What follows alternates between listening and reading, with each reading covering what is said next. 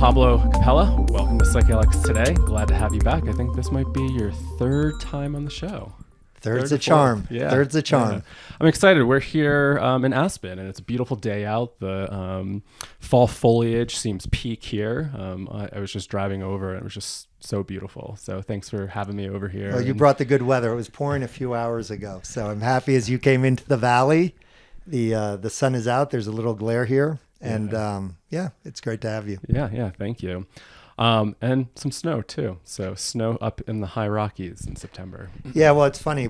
We're out here in Aspen until the weather really turns, or until in Miami things get delicious. We look today; it's still like 90 degrees, so not so delicious there. Getting a little cold here, so we'll be back in the sunshine in at least a week, 10 days. Sweet. So for listeners that want to go back, they can listen to some of your previous episodes to get to know a little bit more about you. When we were just kind of discussing right before we hit record here, we wanted to talk about, there was a lot that happened in August. And when you said that, it got me thinking about a dream that I had. And since I'm always kind of, thinking psyche is always priming something, I figured, maybe I'd start off with this dream. And obviously it's probably pretty personal. And I think there is a lot of personal stuff because it is somewhat of a reoccurring dream that I've had. But I also just thought it was interesting. I was driving over thinking about it, going, I think we're going to be talking a lot about chaos today. And so in this dream, I was at some ski resort. I don't know where I was. And the gondola and the ski lifts are going. And all of a sudden the winds pick up. And I start seeing the chairs and the gondolas just start flinging back and forth, like That's rocking. Amazing. Some of them just look like they were going to fly right off the line. And I was terrified. I was just thinking about like all those poor people on there. And so I started to run because then a tornado started to touch down. And I was thinking, what the hell? Tornado up in the mountains during the winter? Like, this is so bizarre. And so I ran into this house and tried to hide in this cellar as this tornado just like ripped off, the top of the house. And thankfully I was safe. But, when I was thinking about probably what we're going to be chatting about today is that there has been a lot of chaos, a lot of turbulence in the psychedelic industry in the past few months. And so with that, I'll toss it over to you and say, where do you want to begin since there has been so much chaos here? I'm happy we're having this conversation now near the end of September and not right when the news was fresh. So just to catch people up, obviously, I think, the audience is quite aware. August 10th, MDMA gets rejected formally by the FDA. For most people, it wasn't a huge surprise given that the medical advisory panel, I think it voted 8-1 to reject or not support the application. And then near the end of the month, I think it was around the 28th, we had the indictments come out against 5 people related to the Matt Perry death and alleged overuse of ketamine and abuse of ketamine, et cetera. And really, I mean, those, sort of 1-2 punches, I think really does sort of take the wind out of the momentum that we saw. I mean, I like to, maybe because I'm careening towards 60, I always feel like I need to be a little bit the historian. And, the way I look at the arc of, the last, 10 years is, you had progress being done around cannabis. You had the Cole memo come out, which, sort of, at a federal level under the Obama administration, made sort of, enforcement of cannabis laws really focused on targeting diversion, not allowing, money laundering to occur, not allowing drug gangs, not allowing, cannabis to be grown on public lands.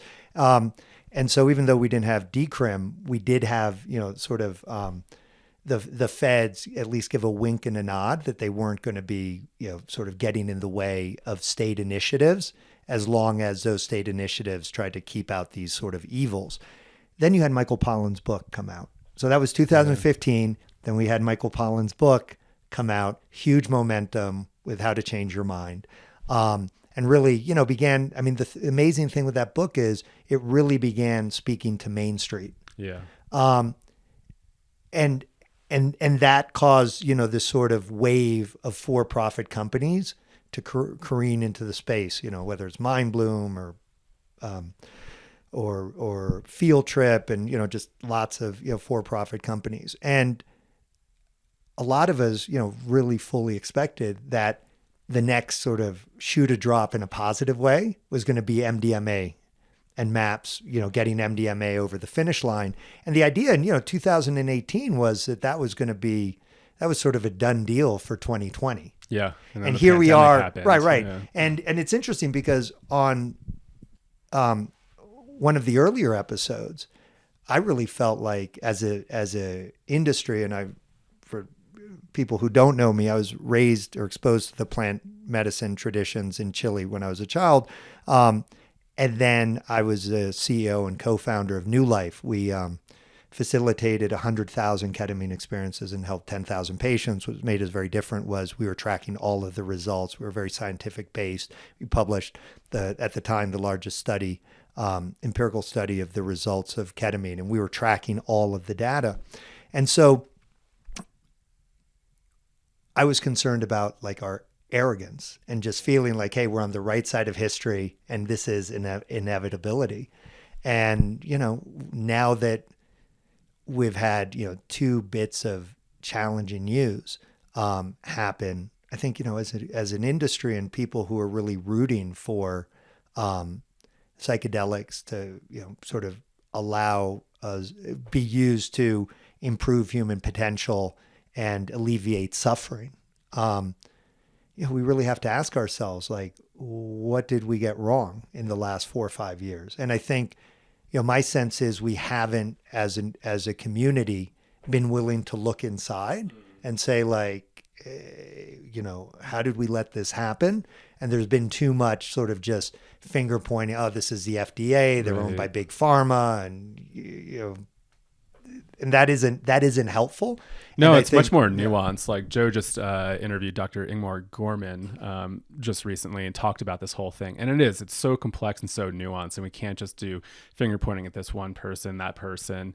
It's this whole thing. And when I was listening to that, I was thinking, what if the pandemic didn't happen? Would we have MDMA approved because of the things that just started coming out pretty recently? Whereas I don't know if there would have been that much momentum around flagging what the critiques were around the therapy and the whole research and clinical trials. And it got me thinking, like, if the pandemic didn't happen, would MDMA have been approved already? It's hard to speculate. I think, look, those counterfactuals are always interesting. We have to remember, I've always been a donor and significant donor to MAPS, and really rooting for Rick and the whole team over there. But when I saw that the medical review board rejected it 8-1, I really began to dig in. And when you have the chair of the FDA panel sort of saying that because of the design, their perspective, the defects in terms of the design of the study, that he found the results meaningless and he wasn't convinced at all. Those are like big words for somebody who's the chair of the FDA review panel. Yeah. And again, I don't think we can just assume like, oh, that's just ignorance, or that's just, they have it out for us. I think we really have to reflect on, and again, if we look back to, the 1960s, Timothy Leary talked about sort of 2 things. He and Ram Dass talked about 2 things. One, they talked about imprinting, this idea that, you have these big experiences and they really, sort of change your perspective on the substances, et cetera. And then inflation, which is sort of ego, that you have these transformative experiences and you even have some ego dissolution. But guess what? The ego comes back and now it has a little bit of a messiah complex.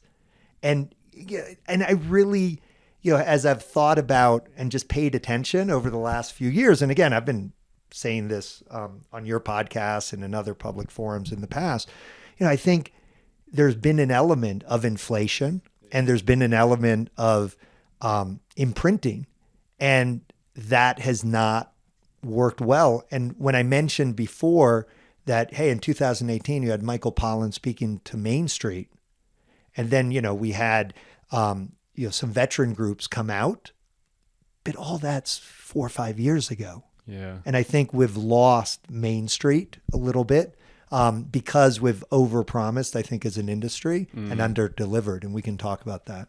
Yeah. Do you want to go into that a little bit? Because I'm thinking, Sure. what are some of those inflation points? Like, as you're saying, to do some reflecting and think about, maybe what have we done wrong? And I think sometimes from my perspective is that we almost got like ahead of the cart a bit, right? It's like we're all just so positive, just so this is going to happen, right, with like pretty confidence, and not maybe really pulling back and thinking about, some of the nuance here. Yeah. So let's talk about that. So, I was in the ketamine space.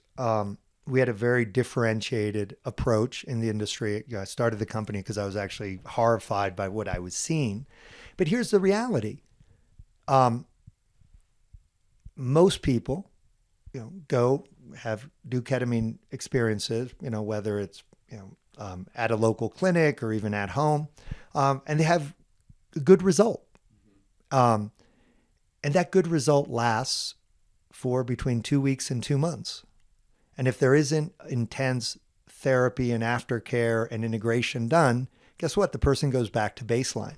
And so one thing, and this is an example, and then I want to talk about MAPS, in the ketamine space, ketamine's an amazing tool to help people reboot and reset, but it's not the end of the conversation. And so many people that I know had loved ones and even themselves go explore ketamine, very happy with the results, but then when they felt themselves coming back to baseline, that was heartbreaking for them.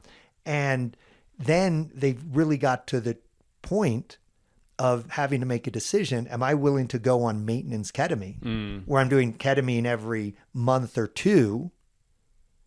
And, a lot of people's families were like, whoa. Like, I thought you were going to, go, this is like going to a spa or something. Right. Like you go, you come back and now you're good. Not now you're essentially substituting a daily antidepressant for a monthly or bi-monthly ketamine experience. And, and so I felt like in the ketamine space, because of the profit motive and because integration and aftercare is hard and expensive, we very much, as an industry, overpromised and underdelivered.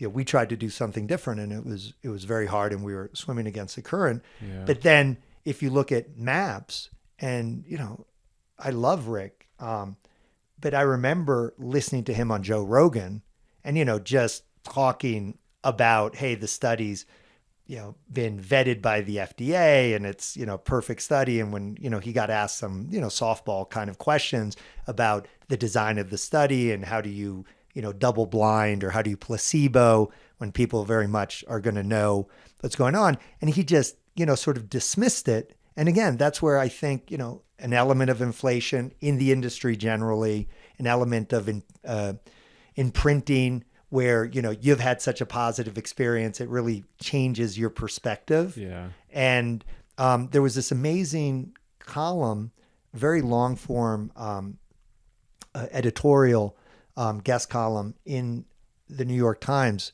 that came out on the 28th.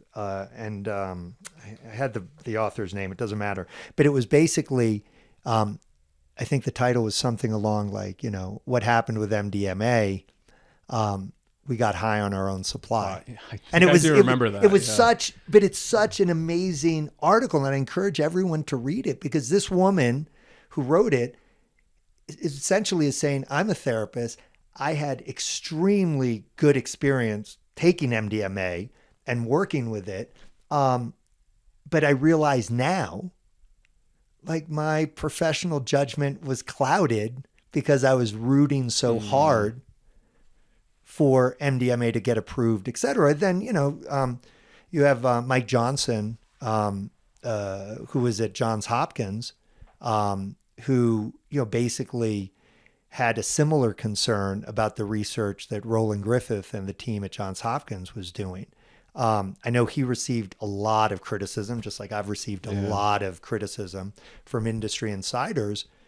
But again, when you have people, like me, like our friend Dr. Johnson, who just, are sounding the alarm bells, I think we got to pay attention. I think that's really, really important, right? Because as you're speaking and mentioning these points, I'm just thinking about the times where maybe I got ahead of myself and it was that cheerleader and rah, rah, rah. And looking at the data, right? When you look at some of the data, you go, this is so strong. But then also thinking about how is my own experience impacting the way I'm perceiving this as well, and then talking about it. And then what happens when it does get to like a mass scale? Is it going to hold up? And I think we do need a lot of like critical thinking. And, I think when a lot of folks do have psychedelic experiences, we can use the example from, say, ayahuasca or mushrooms, where they say, mushrooms or Mother Ayahuasca told me X, Y, and Z. And we just right off the bat believe it. Right. And so like, what is our level of discernment, and how do we think about this stuff a little bit more critically at times? Because my judgment has been clouded because I think about all those really powerful experiences. I go, oh man, what if everybody could have this? Right? Absolutely. But everybody's going to be reacting different to it. Look, I coming from, the Native American container, and about 12 years ago, I helped bring a Native American church to South Florida. We sit with San Pedro. It's a church that's recognized by the UN. So we were very thoughtful to sort of bring a church that we thought could really hold up under, intense scrutiny by the DEA and the IRS. But, one of my criticisms of that container, which has shown me so much light in front of the fire, is there's no integration. Right. And guess what? We hold ceremonies every 6 weeks. And I know that these ceremonies have helped people enormously get through crises, alleviate their suffering for a period of time. Mm-hmm. But, you have to keep sort of coming back and coming back and coming back. And I think for me, one of the things we have to really ask ourselves is, even if MDMA, as you said, had gotten approved,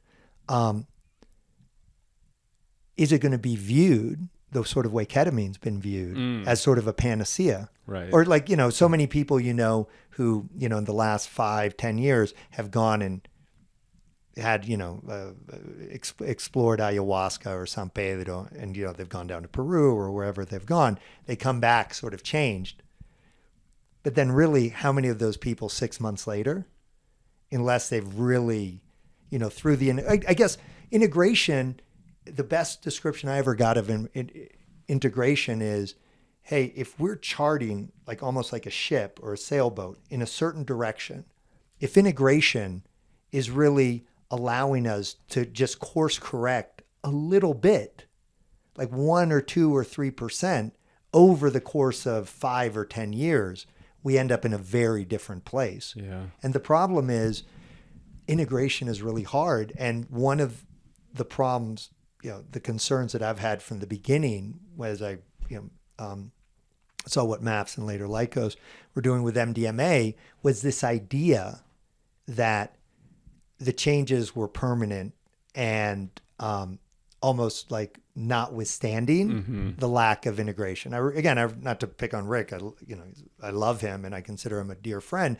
but I remember him and other people talking about the research out of Johns Hopkins with mushrooms and pointing out or saying that the results got even better over time. Yeah. And I just remember thinking like, God, I hope that's true, because I've not seen that in my personal experience. Yeah. Like, I've known a lot of people, who work with mushrooms, and it's an amazing, medicine, and I was taught to grow mushrooms as a relatively young person, and it's a beautiful that you can have a connection with the actual substance and grow it and have your own personal connection with it. But my experience was not at all like, hey, somebody has a transformative experience. And then 6 months later, it's even more locked in. Right. Like people who I know who've, struggled with depression or anxiety or managing trauma. No, after 3 to 6 months, whenever they're like, hey, I think I need another one of those experiences. And my point to them was always, maybe what you need is less medicine, right? Yeah. And need to, or like Alan Watts said, if you speak to God, you don't have to keep picking up the phone. Like you've gotten the message. Yeah. Now we just have to do the work. And that's the hard part. That is the hard part, and it's not such a sexy sell. And I'm wondering, and it's damn hard to make money. And so I wanted to like touch on that point a bit because I was just listening to the podcast that you and Joe did on the drive over here, just to try not to double dip too much. But you were mentioning when you were at New Life, and you weren't a ketamine company first, you're a mental health company first. Yeah. And I always appreciated you putting that integration aspect at the forefront of this. But you also said, it's not that scalable in the sense of like, profitability, and it's really tough to make it work. And so thinking about like the big picture as the psychedelic like industry continues to grow, like how do we balance that versus just thinking about the drug and, creating change versus also really focusing on the integration aspect? Well, it's a great question. And I think it's implicit. You're touching, it's so interesting because as an industry, and obviously I'm generalizing, but I've been around, coding, but as an industry, we're so quick to crap on big pharma, right? Like, oh, they're just drug pushers. Yeah. But then, once there's a profit motive there, how do we avoid just being, again, as somebody who has 4 daughters, yes, if one of my daughters was on antidepressants and I was essentially, am I willing to make the trade a daily antidepressant that sort of numbs you to buy monthly ketamine treatments? Yeah, that's a good trade. But that's not what we're promising people. We were promising people, you're going to get well and stay well. Yeah. And just come into our clinic. But, almost everyone, who I know who's spent a lot of time in the clinics are like, oh yeah, and just sign up for our maintenance program after your first 3 or 6, high dose ketamine experiences. So look, what I've called for in the ketamine space is we need to adopt some standards. I think we need to, at least with at home, which I think is particularly problematic now where we're in a race to the bottom, we need to have a pause.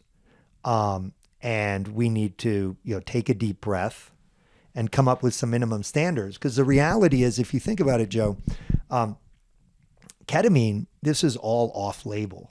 And, the same thing would have happened with MDMA and, hopefully with some of these novel compounds, they will get over the finish line. But we're going to end up right back where we started unless we're offering the integration, et cetera. And the only way, if you think about it, we as an industry can hope to provide the standard of care that we know the people we care about deserve is by imposing a standard on the industry. Because if not, and I lived it, if you're trying to be the ethical provider, providing follow-up, integration, aftercare, and tracking all of the results, and you're the only one doing that, well, guess what? We found initially only about 1/3 of our patients were comparison shopping on price. 10,000 patients later, it was well over 80%. Right. And, and you're sort of, trying to articulate to a patient, hey, this is apples and oranges. It's only a few $100s difference, but the standard of care is, much greater. And then they'd literally, call up and said, oh, I just got an email, offering to send me an extra 2 doses of ketamine if I sign up today by your competitor. And It's like, well, I'm not, as you said, I started the company with trying to answer the question, which was, how could we help 1 million people address the root cause of their depression, anxiety, or trauma? I didn't care about how we accomplished that but that was the big problem that we were trying to solve.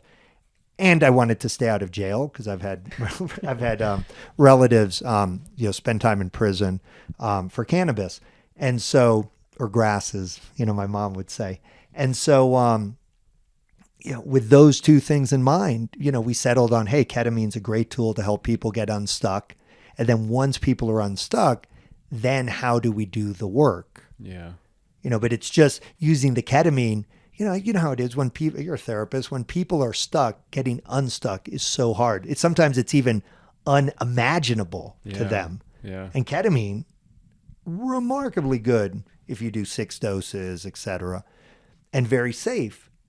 But as soon as, as an industry, we just began basically, picking up the worst habits of big pharma, and again, I was, in the long run, it may be the case that having a little bit more time.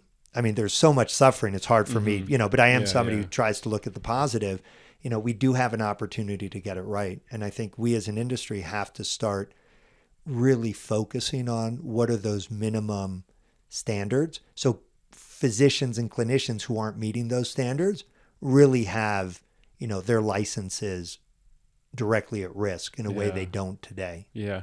From your experience running I'll say a wellness company, like what would you, like in ideal world, what would those standards look like, and how would you like to see treatment kind of in the future? Sure. And again, I think, you the reason I'm at least with At Home, I've advocated, sort of a 6-month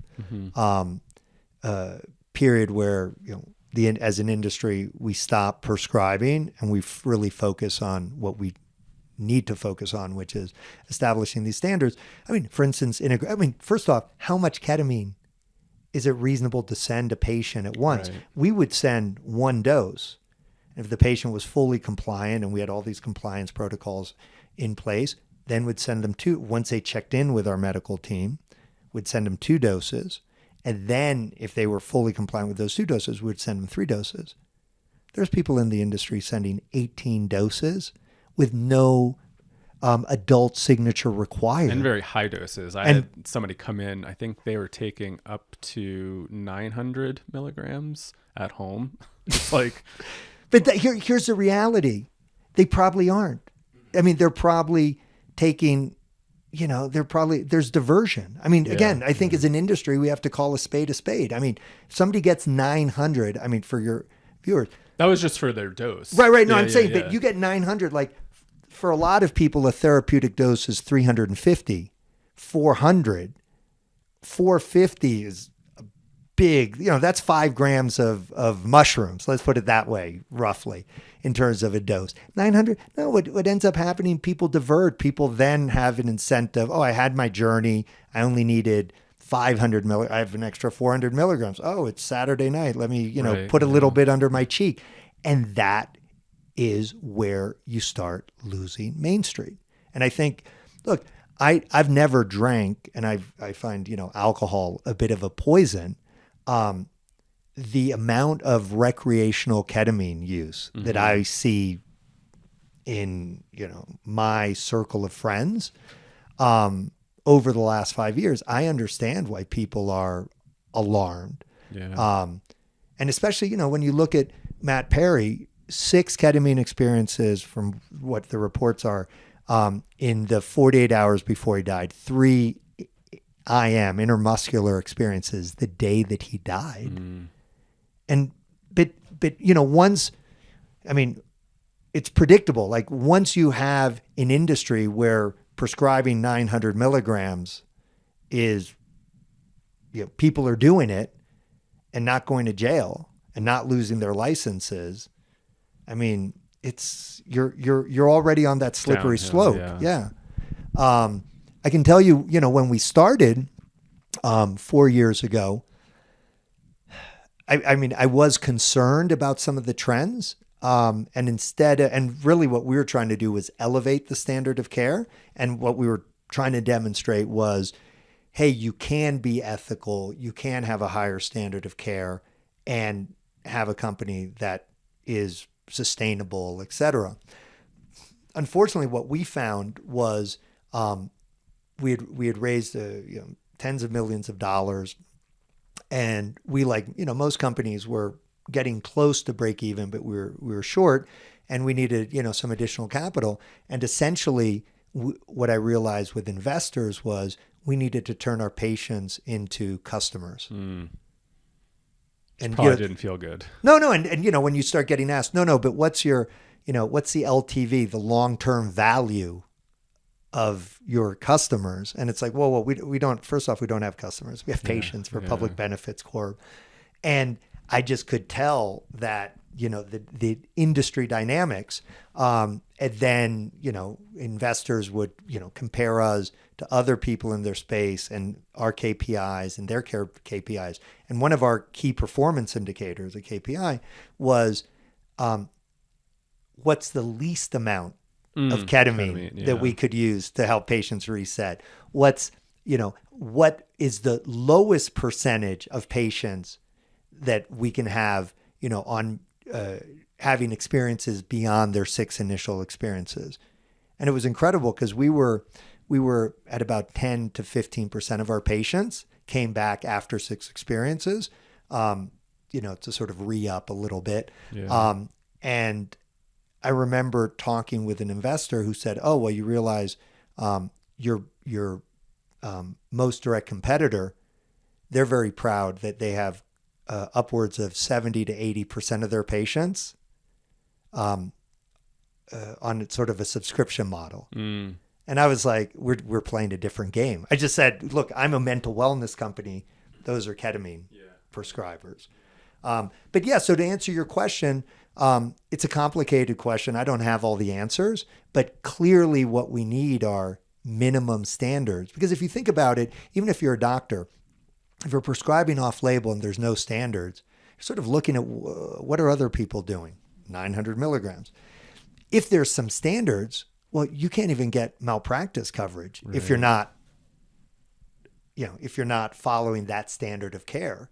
So again, I think as an industry, we have to first recognize we have and I'm talking about ketamine, but I would say more generally, it's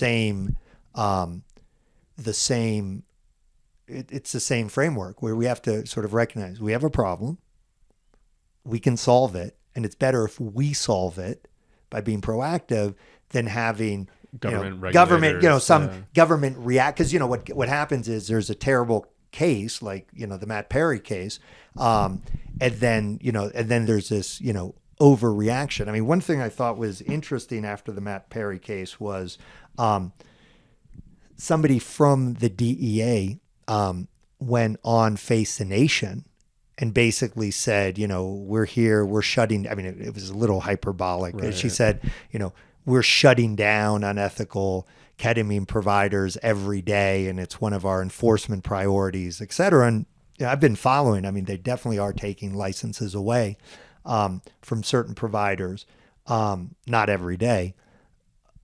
But it really made me think, like, if we let the regulators, sort of react after, a terrible case, some governor's child dies of a ketamine, essentially overdose, or dies in a hot tub because, they were getting, ketamine through a telehealth provider and copious amounts of ketamine. And then, they open the poor kid's drawer and, there's all these lozenges and nasal sprays and, like, that's just going to be terrible. And a lot of the progress we will have made, we're going to lose because of, yeah, it's crazy. I haven't been following too much on the Matthew Perry case here and there, but I did see that the physicians were getting charged. And, how do you think this is really going to affect the ketamine industry? Do you think they will start to clamp down? I mean, they've been trying to clamp down on little things here and there. Like I've had colleagues that had trouble getting ketamine because of the distributors and stuff like that. But it seems like this is, I don't know, maybe like amplified stuff a bit more, where like DEA might be looking at trying to put some regulations around this. Oh, if I were a physician, I would be very, very careful. You're right. So what we've seen in the last 18 months is most physicians are having trouble sourcing, who prescribe, are having trouble sourcing ketamine, particularly injectable ketamine. It's shocking. For instance, one company in the ketamine space, from what I understand, offers at home intramuscular ketamine, injectable ketamine. They have like a physician or nurse come and No. At Whoa. home. Wow. At home. That's wild. Yeah. No, that's what I mean. But with no minimum standard, Yeah. Is it good business? Is it not? Yeah. So my prediction is, regulators can sometimes be like, an elephant or a cruise ship. It takes a while for them to reposition, but once they do, and they start gaining some momentum, they can move very deliberately. Mm-hmm. And look, it is not the fact after there were 5 people charged in the Matt Perry death, 2 physicians, and 3 other, Matthew Perry's assistant and people who were, getting ketamine. The fact that somebody goes on Face a Nation and says this is an important enforcement priority, I'd take them at their word. And again, just because it doesn't happen overnight, they build cases. They also, want to build cases that they're going to win, but that are high profile enough and are going to really send a message to the industry. And that takes some time. And I respect the regulators. I hate to say it, as somebody, who believes in the industry and really believes in the healing power of these substances. But I think if what it takes in the ketamine space is some enforcement actions to sort of wake people up within the space, I think it's unfortunately, something that's going to have to happen. Yeah. And we have to remember the addiction potential with ketamine, right? It is there. People do enjoy it. And one story, which I don't know if you're familiar with, but the story of Marsha Moore. After you. I forget it entirely, but they were doing a lot of ketamine back in like the 60s, 70s. And there's a podcast on, I think it was Dose Nation. And they went over the history of it. But, they ended up finding her dead in a tree. And, was she really high on ketamine? We could look at John C. Lilly, for example, dying in his float tank, high on ketamine, Matthew Perry. And it's like these things do happen. And, we are working with a little bit different of a substance in a sense versus like, psilocybin and MDMA. And it's interesting how much it's picked up in the past few years because of the Schedule 3. Like I never thought I would work with ketamine as a clinician, because I always had like my thoughts about it. I'm like, oh no. I did find it very helpful, but I kind of took your approach of I'm doing therapy first, and this is a tool to get people unstuck and enhance the therapeutic process. So it was never about the ketamine, it was about the therapeutic process. But, if you are running a company that's based on ketamine and subscriptions, you probably want to keep people cycling through there. Oh, 100%. And so, I think it is something that we do need to think about because it's exploded so much in the past few years. But I'm going to give you, so for instance, one of the things that I think we were in, the only company doing this several years ago. And it's just shocking to me that, even with, studies around MDMA and psilocybin, et cetera, it's not normal. Digital phenotyping. So think about it. What that means, it's just a fancy word that, getting data off of patients' devices. So, patients fill out whatever those surveys are in terms of how they're doing. But you can, as a clinician, if you can tick and tie that data, what they're self-reporting with what you're seeing in terms of how much the patient's actually sleeping, how much they're on their phone, how much they're exercising, that can really be helpful. Because the reality is most people don't become depressed like one day to the next. It's like almost like gaining weight. Like it's a slow slide, at least maybe even faster than gaining weight. But, think about it.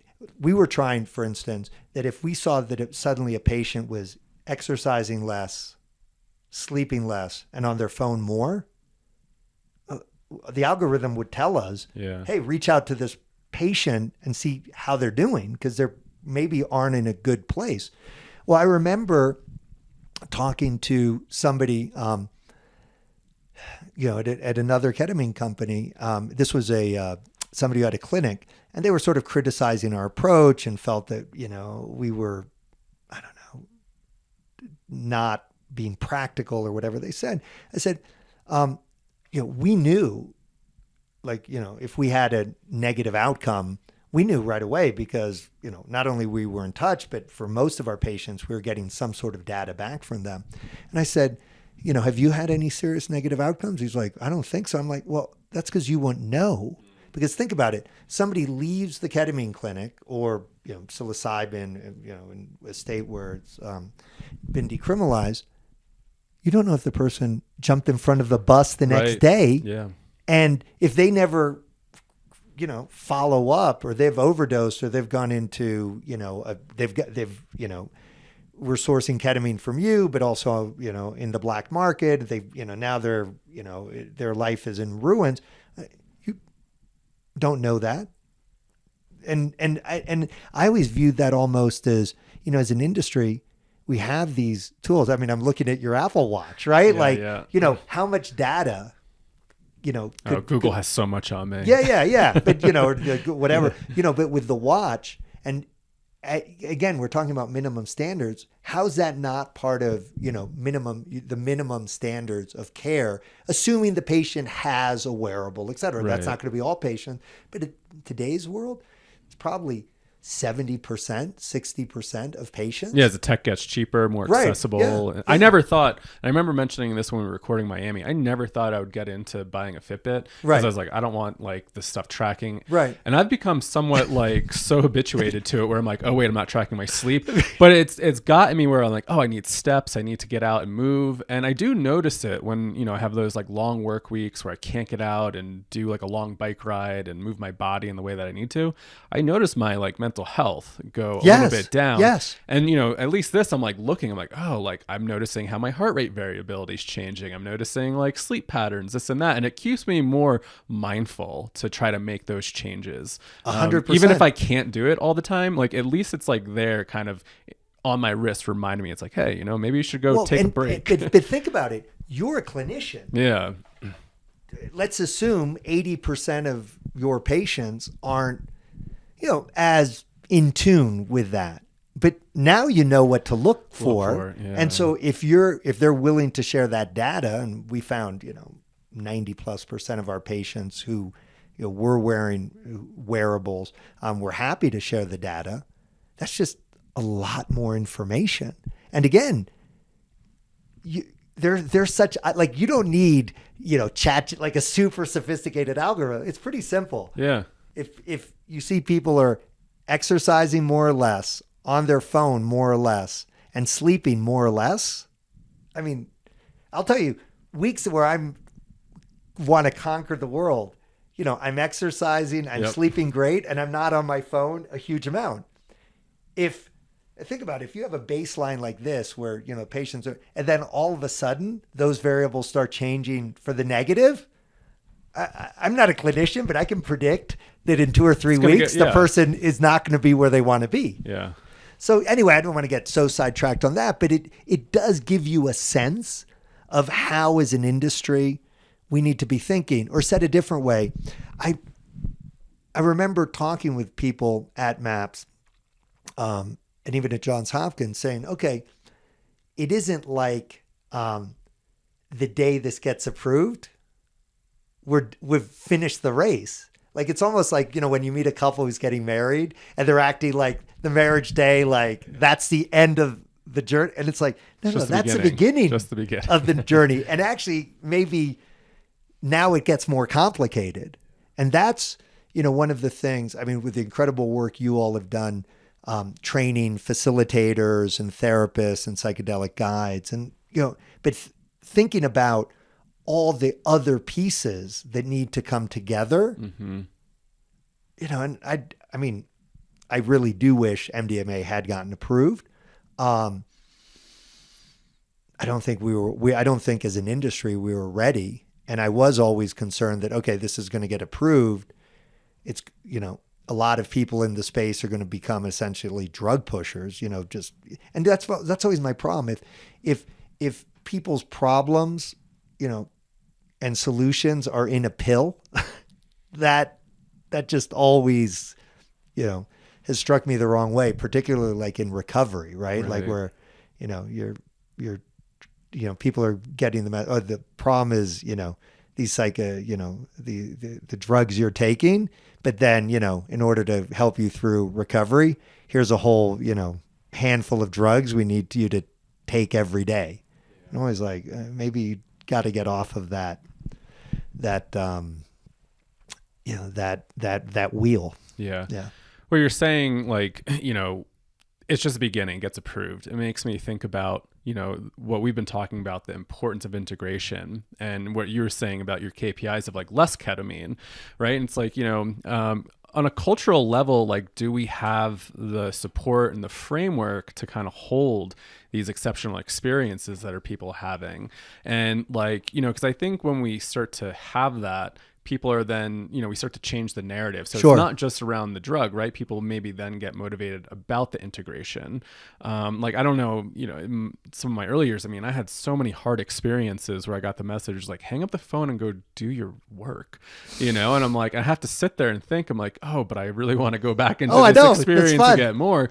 But I've noticed my life change in a way where I just kind of put it on the back burner and go, I don't think I need another experience. I think the work is here in this like, physical reality, and it's not as sexy as it feels, right? Like showing up and, dealing with conflict, dealing with grief, dealing with like all the things that we don't want to deal with. But I think it is an important message that we are human, we're in this world. And even though, yes, we can do really great work in those transpersonal realms with substances, we also need to come back here and actually show up. And what does it take to kind of shift that cultural narrative around psychedelics? And that's probably going to be the hard thing. Yeah. One of my mentors in this space, and it really, he's pointed out, it's a couple, he and she have pointed out that, as you get older, but also as you have more of these experiences, you should be trying to do less medicine. And one of the problems, as in 2018, when, Michael Pollan's book came out, but also Joe Rogan and Marcus Aubrey and all these people began, sort of talking about these experiences. It was always interesting how people would come to me and start peppering, have you done this? Have you done that? And then at the time, 5-EMO or the Bufo, and people were like, because that felt like that was the most extreme. Yeah. And I just remember thinking like slow your roll. It's such a Western approach, this idea that more is better, a bigger experience is better. And what my practice has become and moving towards is, less medicine, feeling more. Like I don't need to be hit over the head, with a giant hammer. More integration. Clearly, in indigenous communities, the communities were small, right? So they'd have these transformative experiences, but, integration would happen, in a relatively small community. Now, the world's so dispersed. And so, what we were working at New Life, and what I was most excited about was all the sort of integration tools and almost trying to create a community, think, Weight Watchers or Jenny Craig or whatever, 12-step AA, where you're creating a community of people who are really supporting each other after these experiences in terms of really integrating and making changes to their life. But as you said, that's not super sexy. Yeah. It's much, what people, oh my God, I want to go, smoke the toad and be a different person. And it's like, so having less medicine and more feeling, it's hard. And we have to really ask ourselves as a community, why, circling back, like, why have we lost Main Street? Why how could, MAPS and Lycos get this so wrong that they got voted down 8-1 by the medical panel, and that the head of the, the review panel, said because of, flaws, the results are virtually meaningless. Like, whoa, there's some deep soul searching we need to do. Yeah. This kind of brings up the point about backtracking, right? And, I definitely felt things shift in August where you could feel the energy. People were pretty upset and almost like, now what, right? All this work has gone into this moment, and now all of a sudden it felt like this total, failure, loss. Right. And it did feel there was like a shift in energy. People were like, okay, now what? But this happens, right? Like we can make progress, and then things get backtracked. And I always like to remind people, I think to work in psychedelics or drug policy, you need to be really comfortable with uncertainty. Yeah. And we could look at what happened in Oregon. I mean, measure 110, right? I always forget 109, 110. 110 was the whole decrim initiative. That got backtracked, right? And then you shared a really interesting podcast with me around cannabis and decriminalization in the 70s. And I had no idea that like Nebraska was one of the first like places to decriminalize cannabis. Yeah. So for the audience, this is amazing. And it has I have a personal connection to this story. So this is Jimmy Carter, 1977. And you've had 11 states, including Nebraska, decriminalize grass. It wasn't for pot, but it was definitely not cannabis. Yeah. It's like, the way people called it. And the Carter administration, there was a drug czar named Peter Bourne, and he was an advisor to Jimmy Carter. And it was sort of agreed that, in 1978, there was going to be a sort of a decrim movement. And the head of NORML was the National Organization for the Reform of Marijuana Laws. And it was sort of the MAPS of its time.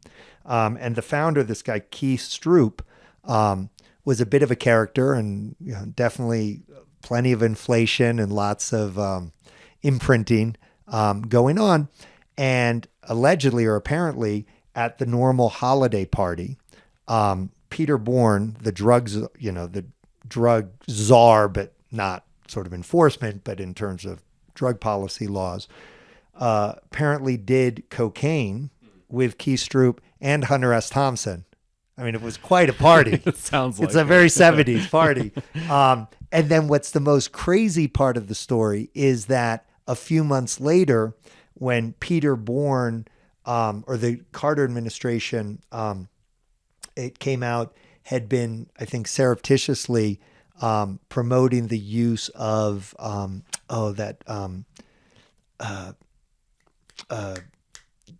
drug that kills cannabis plants from the air. Right, I do remember them talking about it. I forget what it is. Whatever the name of that drug was. Keith was so incensed by what Peter Bourne did that he casually told a reporter at the Washington Post that he had done a bump of cocaine at their holiday party with Peter Bourne. And predictably, that was the end of, the drug reform movement. Peter Bourne lost his job. Keith got squeezed out of NORML. The Carter administration, desperate to get reelected, backtracked on all its promises. My uncle got sentenced to, I think 10 years in prison for cannabis, like a year and a half later. Jeez. And, by 1980, we had the Reagans in the White House. The drug war in 73, was started by Richard Nixon, which was really, a war on hippies and minorities. Went even more mainstream with Nancy Reagan in, 1982. And that's when, MDMA was scheduled. So, if you just think like, we had this moment in 1977, and really through hubris and arrogance and just terrible judgment of a few key players, we had 20, 30 years of the drug war, and, how many lives were ruined, by selective enforcement and all these other issues. And so, yeah, we have to keep these stories in mind, not to be like a buzzkill, but if we don't, the typical, cliche, if we don't learn from history, we're just going to repeat it. Yep. And we're going to repeat it in always slightly different ways, right? We aren't going to, I don't think anyone, is at the Maps holiday party, doing drugs in that way. But yeah, it's for your listeners, it's a podcast on Slate. Yeah. It's called like a year, and this is the 1977. They sort of take a year and have 10 or 12 episodes of really emblematic things that happened that year. And this was I think season 2 of that series. But it's an incredible story, and in some ways such a timely story, because you just realize that we've been on the verge. And we have to also remember, we don't have in psychedelics a Cole memo. I've alluded to the Cole memo. What's that for people? That don't know? So So I'd mentioned it earlier. That was under the Obama administration, the federal sort of memo. It was the Attorney General was named Cole. And so I think it came out in 2013. One of the first things under the Trump, Jeff Sessions, under the Trump administration, he rescinded the Cole memo, which basically said, hey, it's not a priority to federal law enforcement agencies, except if, activities are, involving children, money laundering, the things I'd mentioned before.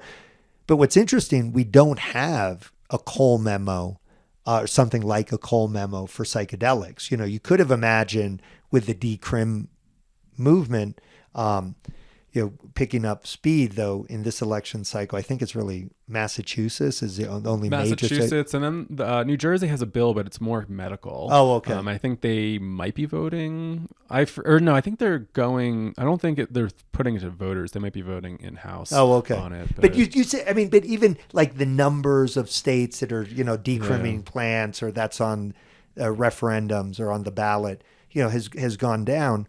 And so.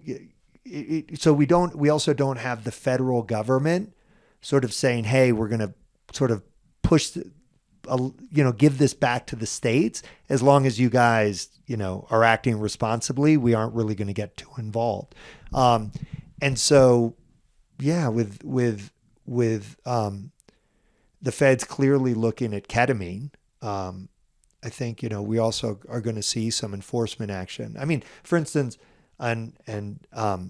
like what I'm seeing in the mushroom chocolate space. Oh my God, yeah. It's a I mean, shit again, show. I hate to call people out, and I know people in that industry, and look, mushrooms are very safe, and as I mentioned, I know how to grow them, and I have grown them outside of the U.S. in Chile and other places, but yeah, I mean, it's a shit show. Like, I mean, it's not good for the industry that, you can just go onto a website, order 20 mushroom chocolate bars, and, put it on your Amex card. It's crazy. I was in a CBD shop in West Palm Beach, I think, and they had some mushroom chocolate bars. And I was asking, what's in here, because I wasn't seeing the muscimol was in there, and I was like, what's in this one? And the guy's like, oh, it's psilocin, and I was like, psilocin? I was like, that's illegal, and he's like, oh no, it's totally legal, and I'm like, I don't think so, and just selling it right out in the. And I mean, this is in Florida, right. One thing if it's here in Colorado where it's like decriminalized. But I was surprised, and he's sitting there telling me about the law, and I was like, I think you are wildly misinformed about this. But again, but I mean, look, we already had earlier this summer some people getting sick from a mushroom chocolate bar, whatever. But what's going to happen when? Yeah, I mean, if kids in high school, that I don't know if you can pay with, a debit card, and they pay, and their parents are like, raising their hands like, what the hell? I had a friend of mine, their child fell out of a window after, taking mushrooms in college. And look, I think the kid was drinking. I think it was a bit more complicated, but these stories, you just need irresponsible behavior, predictably at scale. Mm-hmm. You know, minors are going to get involved. They're, you know, they have, you know, some of the worst judgment. Mm-hmm. And, you know, the mushroom bars are going to be, you know, enemy number one. And then, you know, the regulators, the feds are, you know, going to be told, you know, why are you allowing this to occur? And predictably, there's going to be backlash. Yeah. And, you know, and again, I think as an industry, we have to call out. And again, even, you know, people like you and me, I think are, you know, adults should be, you know, my view, just like, you know, Graham Hancock says, like, you know, we as adults, we should be free to explore these substances and their effects on our consciousness 100%. You know, I brought this Native American church to South Florida because I had this beautiful sacred family. And, you know, it just broke my heart to think that them expressing themselves religiously, they could wind up in jail. Yeah. And I mean, you know, and so I was very, very focused on, you know, at least, you know, helping them create a container where they were much safer. But yeah, I mean, you know, sometimes we have sacred families come from the Amazon that work with mushrooms. And wouldn't it be sad if, because, you know, people trying to, you know, maximize profits selling mushroom chocolate bars, it means that in 5 years, you know, these indigenous shaman who work with mushrooms suddenly are, you know, at risk of going to prison because of this regulatory backlash. Yep. You know, we just have to be honest about that.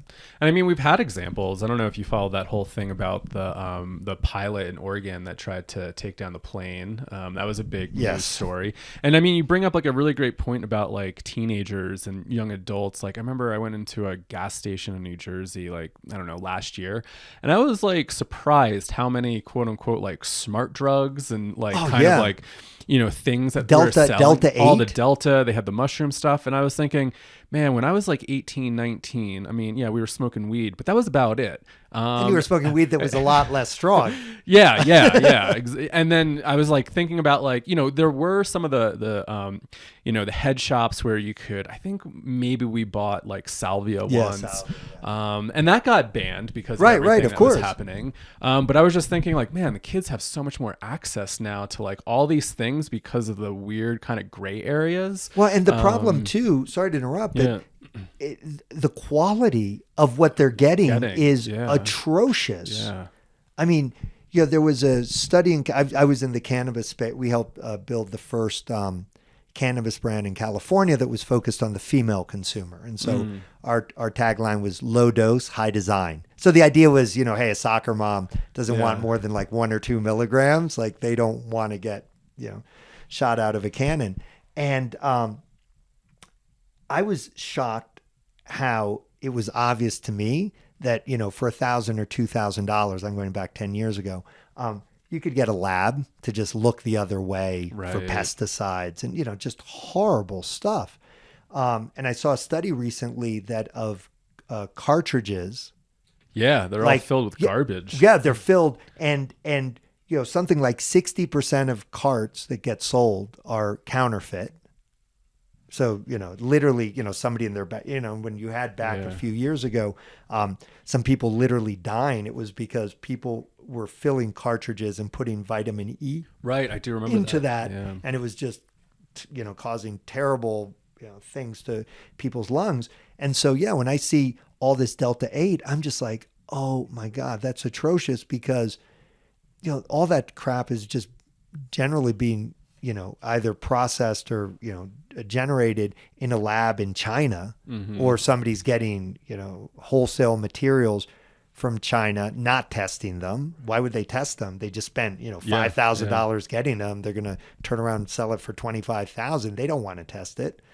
And, you know, then it's being sold, you know, sort of over the counter at a gas station. Well, you bring up like an interesting point too about like the regulated market, because Joe and I always say we want a regulated market so you get a safe supply, but you even see that in cannabis, where I think there was some cartridges that came out of California and this and that in the recreation market that were just complete crap. No, and no. it's When you say crap, I mean just again for your audience, the problem with carts and distillates, et cetera, is you're concentrating down the cannabis, right? The THC and some other alkaloids and things, but in that concentrating down, if there's pesticides or other chemicals that are toxic, that's getting concentrated way down, and so that's the problem. That if you had some weed and there was a little pesticide in it, it's not good, right? But the concentration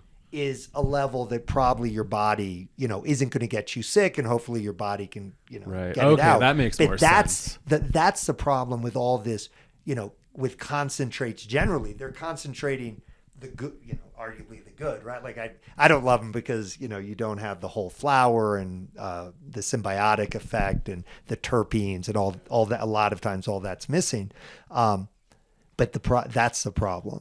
Yeah. Oh, cool. Yeah. Thanks for clarifying. And then they that. also, and then they'll cut it, like right. almost drug dealers cutting it with other stuff, et cetera. Yeah. But hey, before we run out of time, I do think we want to talk about, the one bit of good news. I think. Yeah. Let's bring some good into this. Which is the indigenous container, and I think this gets overlooked. When we started New Life, and I had this big vision or question that I was trying to solve for, which is how do we help 1 million people address the root cause of their depression, anxiety, and trauma? And where I first started was the plant medicine space and the indigenous church, Native American church container.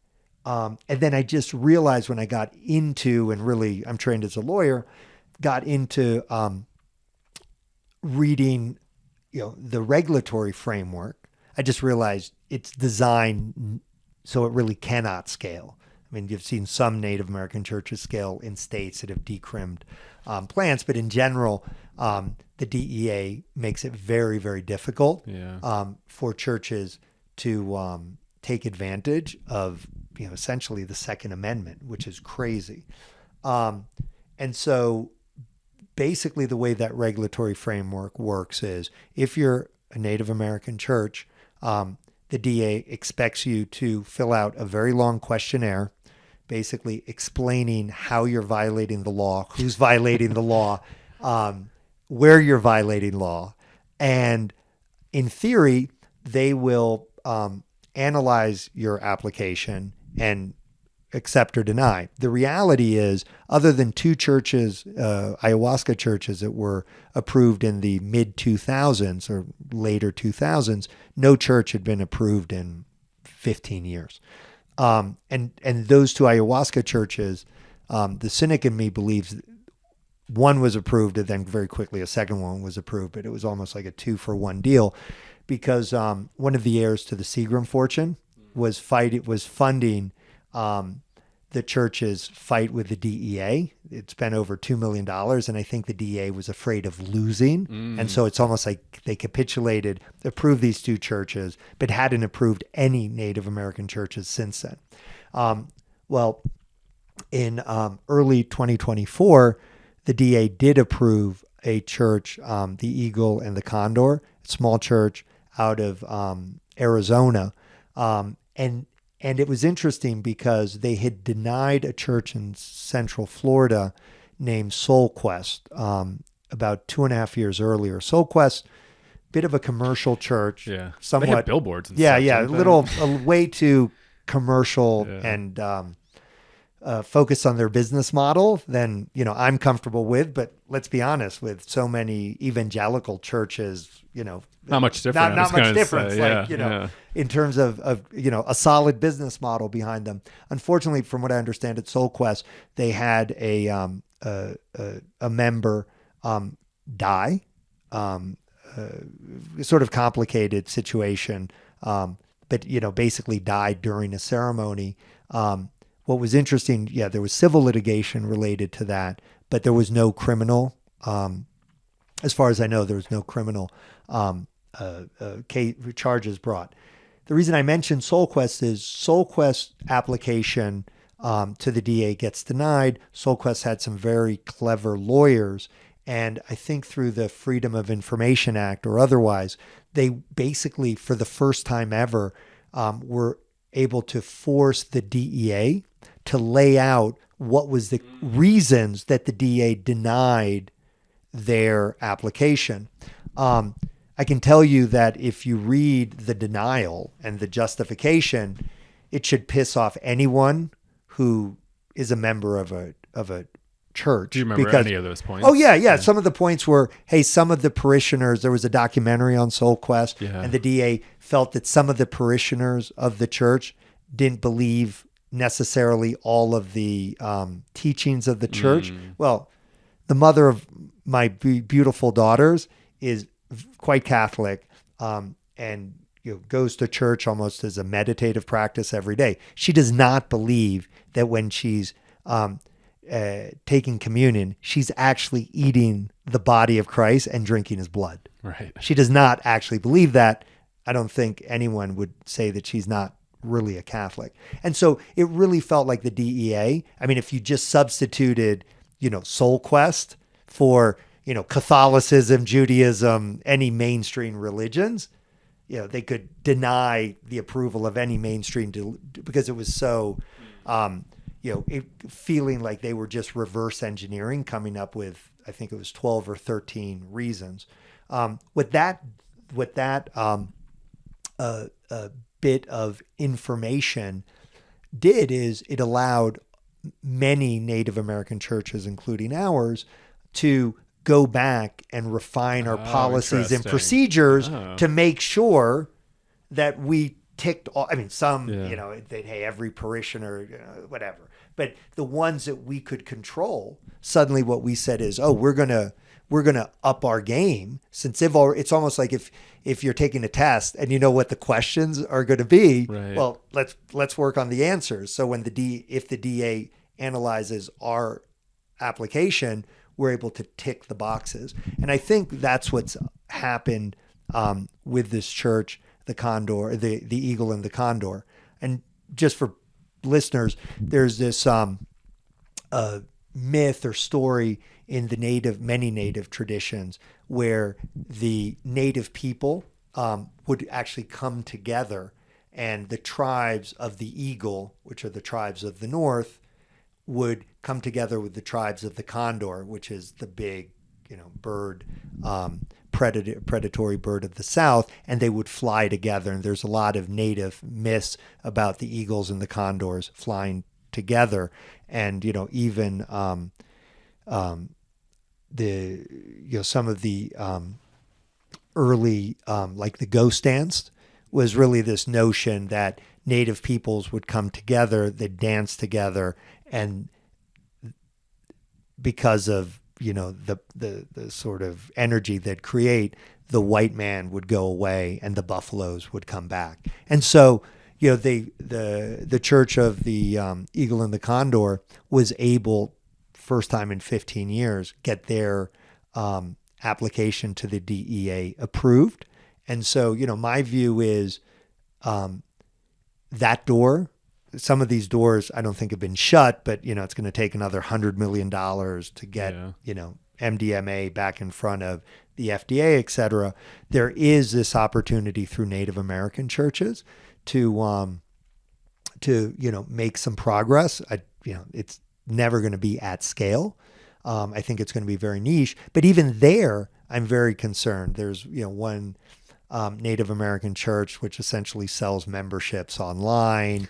And almost bought one of those like a decade ago. Right. It's probably not a bad thing to buy to give you a little cover. There was a thing in, I think it was New Hampshire, where somebody got caught and they used that and they did get out of it. Yeah, but then there's somebody in. I follow. Yeah. This is like this is your realm. Yeah, this is my world. There's been a number of cases of people who are basically growing cannabis for commercial purposes, et cetera, right. And they think it's. I mean, look, even the online.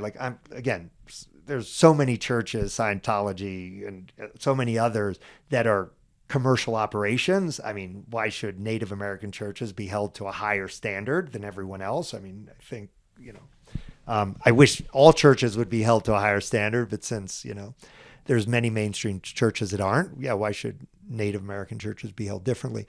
That being said, I think if you're, caring for the sacrament, then that's one thing. I mean, if somebody's just, commercializing marijuana and, they just, I'm a member of this church and I have blanket immunity. No, it's not. That's not the way it's supposed to work. The other thing, to just keep in mind with these Native American churches is the DEA only allows you to work with one sacrament. And this is, for me, is the craziest thing. And I had a conversation with an agent from the DEA one time where he said, well, no, all churches just have one. And I'm like, what are you talking about? Again, Catholicism. You got the wine and the Eucharist, the cracker, that's two sacraments, not one. So why are you telling me, like our church, we can only work with San Pedro / peyote. And so what we're trying to do is on the land that we're hopefully acquiring is it'll almost be like interdenominational land. And then there'll be one church that works with mushrooms, another church that works with San Pedro, another church that works with ayahuasca. That's interesting. Yeah. Because we can't have, and it's silly because our church from Ecuador, there is a ceremony, that in the native traditions or many native traditions or First Nations traditions, we talk about the four directions. Mm-hmm. And so there's one ceremony where it's the four directions and the four medicines. And so, we start with tobacco, then we do mushrooms or San Pedro, then mushrooms, then ayahuasca. It's a long night, and then there's a sweat lodge the next day. Yeah. It's not necessarily, a tradition or a ceremony I'm called to, but it's part of our church. Mm-hmm. And here in the United States, in order to try to be as compliant as possible, we can only celebrate with one sacrament. And so, literally would have to create, when I say not we, different people would have to create separate churches, and then we can have sort of a shared space. Makes me think about just how we've, in our kind of specialization culture, right? That's a very good just way. One little thing instead of this more holistic thing. I mean, we're surrounded by nature and we can have a relationship with so many things. Yeah. It's not just one thing, which is kind of crazy. But that is really exciting news. I remember when I did hear that pass, it was like, I felt like a huge win because I remember going to a conference where there were some lawyers talking about religious freedom, and they were saying, DA doesn't even really look at these applications. You fill it out, you kind of say that you're breaking the law using these illegal substances. Right. And then theoretically you're supposed to completely stop until they approve, and then they just kind of sit there. And that's of course, and one of the reasons for denial was, they've continued to use. And it's like, it's like, my religious, my religious tradition, I'm supposed to put on hold for an indefinite amount of time while the government decides. The one thing that I think often got missed in some of those panels is, in some ways, the DEA approval is obviously very important, but what's also hugely important for these churches is the IRS approval. Right. And so for your listeners, the way a church gets set up is, in most states, there's a statute where you can create a not-for-profit entity, but that doesn't mean that you have, if people donate money to your not-for-profit, they get a tax deduction. Basically, a condition to getting a 501c3 approval from the IRS is you need to be a not-for-profit in your state. Mm. And so what happens is, if you're a church, you first step would be create the not-for-profit for your church, and then you have to apply for the 501c3 status from the IRS. And one very clear way that the IRS rejects a 501c3 application is if you're violating federal law. Right. And so, unfortunately, churches are sort of put in a position where they have to, in essence, not be totally forthcoming in that application. And one thing you have seen now that the federal government in the SoulQuest case has given, sort of guidance as to what not to do. You are seeing, I think, a bit more flexibility. I don't know if it's official or not. I suspect it's probably not. But I have been hearing that, some of these Native American churches have been able to get their 501c3 status that's awesome. in advance of, ultimately getting DA approval. I mean, think about it. We're celebrating, the eagle and the condor as we should, but, there's probably, thousands of churches in line behind the one. So the question is going to be, did that door get open? Was that the tip of the spear? And now a bunch of churches will be able to get in behind it? Or, are we going to see maybe, one of the many things that makes this election so important, under a second Trump administration, especially given the fact that Jeff Sessions, invalidated the Cole memo as one of, I think in January, like right after the inauguration. That,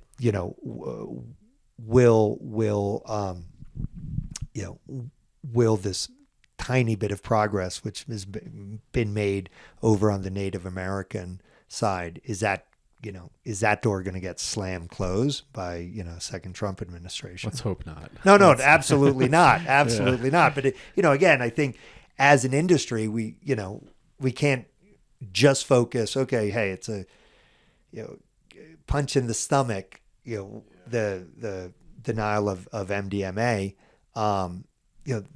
There is some good news over here. I think, in ketamine, hopefully the industry, and if we need some regulatory, nudging, I think the industry is going to, if it doesn't self-regulate, it will get regulated.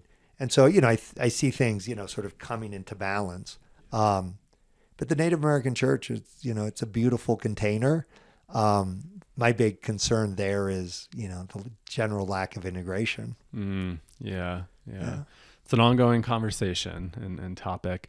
I guess we're going to be wrapping up here. I think we're way over time. Oh, wow. Yeah, we're way over time. This has been a fun conversation.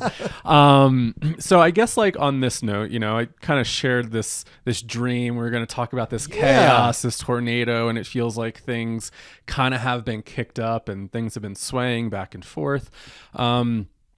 Again, kind of leaving on a positive note with, the success and the win of the eagle and the condor. But moving forward, like how can we continue to stay motivated? What are some things that you've learned personally through this time to keep charting forward that you could share with the audience? Oh yeah, that's well, so I was raised a Quaker. Oh, cool. Yeah. So Society of Friends, collective silence. And there's just beauty in silence. My grandmother would always point out that in this life, in this realm, there's ultimately nowhere to go and nothing to do. And, we choose to play games, right? And when we, are trying to change society, when that's the game we're trying to play, that's a hard game. And, I think somebody like Rick Doblin, he's been at it for 35 years. And one thing he shared with me was his wife, Lynn, she was a lobbyist for the Quakers in the 1980s, during the Reagan administration. And the causes, the very liberal social causes that the Quakers were promoting, one, they didn't have much budget, and the winds of public opinion were completely against them. And for Lynn and for the Society of Friends, it was enough to raise their hand and conscientiously object. And I think, we, as a community, we need to, be willing to, not get depressed, reflect inwards. That's what I was talking about. Sit with what happened, not get bummed out, just take a deep breath and continue to conscientiously object and conscientiously, try to ameliorate suffering. And that's what keeps me going. I don't, view myself as somebody who's down on the industry at all. These have been, all of the experiences I've had have been, so positive for my life. But yeah, also there's so many other ways to, reach these states of enhanced consciousness. And, I do think, when, like that Alan Watts quote that we both alluded to, once you speak to God, you can put down the phone and do the work. And so, whether it's holotropic breath work, meditation, moving meditations, yoga, all these things are pointing you in the direction where you want to go. So, I mean, that's what I've done. But this, I took a lot of inspiration meeting Lynn, Rick's wife, and hearing, her journey as a conscientious objector for the Quakers. And a lot of times, just raising your hand and objecting or supporting conscientiously is all we can do. Yeah. Beautiful. And, I think something that I've noticed, I guess, within this industry community, whatever we want to call it, is kind of the passion in a lot of people. And I think keeping that fire alive is really important. I think folks within this kind of field community, we have a certain passion and fire. And so how do we keep that alive and not let it, there's going to be changes. Things are going to go back and forth, right. But how do we really come back to that fire? That is what's keeping us show up. I know Joe and I are like, oh man, so many ups and downs. What are we doing? But it's that fire. It's like, oh, this is why we do it, because it's been a passion of ours for so many years. But I think, you all, and even before I knew you, I really respected, the brand you created. Because again, the way at New Life, we were focused, how do we help 1 million people address a root? We're focused on ending suffering. And I remember, my first conversation with Joe, and, it just getting good information out there and forcing, or having the conversations that need to be had and creating a forum for that. I was just like, amen. Because again, at the same time, Joe Rogan was having people, and making it sound very romantic. And I was like, yeah, that's something, but it's so much more nuance. There's so much more richness in these kind of conversations that we're having, where there's a lot of shades of gray, and very little black and white. And so, we just have to stand shoulders facing the wind. I mean, sometimes my grandmother would also always remind me that, both birds and airplanes take off going into the wind. You don't take off with the wind at your back. You actually get altitude with the wind, hitting you straight in the face. So, it's a beautiful reminder. Yeah. There's always challenges in life, but how do we just keep charging we just forward? Have to just keep pushing forward. Yeah, beautiful. Anything you want to close with? I really recognize and appreciate the integrity that, you and Joe have, shown in the space. I know it's been a long journey. We all thought in 2018 would be, having different conversations in 2024. And it looks like, we're going to be having these kinds of conversations, for the next, 5+ years. So, there's a lot of work to be done. Thank God you guys are still young. I'll be into my 60s by the time this all works itself out. But I'm, going to be facing that with a smile as well. So awesome. Thank you so much for everything you do. Thank you for all your work, and thank you for sharing all your wisdom today. So Juan Pablo, really appreciate it. And thank you everybody for listening. To be continued. Cheers. Bye-bye.